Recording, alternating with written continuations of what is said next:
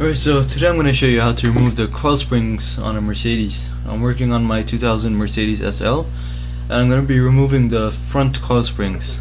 This is the tool I'm using. It's a tool I bought off eBay for about $200, but I found that it works really well for the job. It comes with two sets of plates. Make sure you select the right set of plates that's the right size for your coil springs. And you'll find that there's a plate with the larger diameter hole in the center. That's the plate that goes at the bottom of the spring. The plate with the smaller diameter hole in the center, that goes on top of the spring, on the top side.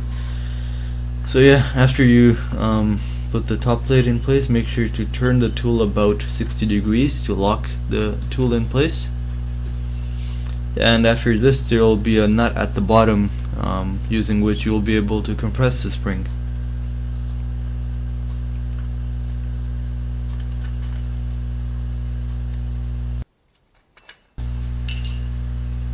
Alright, so to get started, just grab the top plate and put it at the topmost coil of your coil spring that you can reach. The farther up you are along your coil spring, the easier it will be to remove the coil spring later on, because then there is more spring that you're compressing, and the spring you can shorten the spring more that way. I found that turning the top plate one rotation after you've inserted it, you can move it farther up along your coil spring, which makes it even easier to remove later on. After this, just place the lower plate at the bottom of the coil spring, and then just slide the tool in place. There will be a hole at the bottom of your lower control arm, which will make it possible for you to just slide the tool in place. But yeah, make sure the tool is locked in place before you start compressing the spring.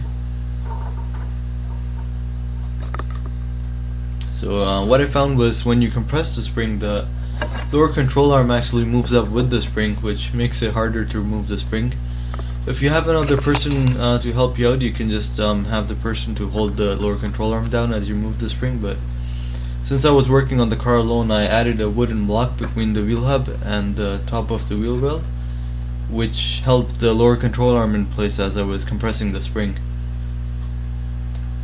But yeah, after this, just grab a 19mm socket and an extension and the ratchet, and just compress the spring.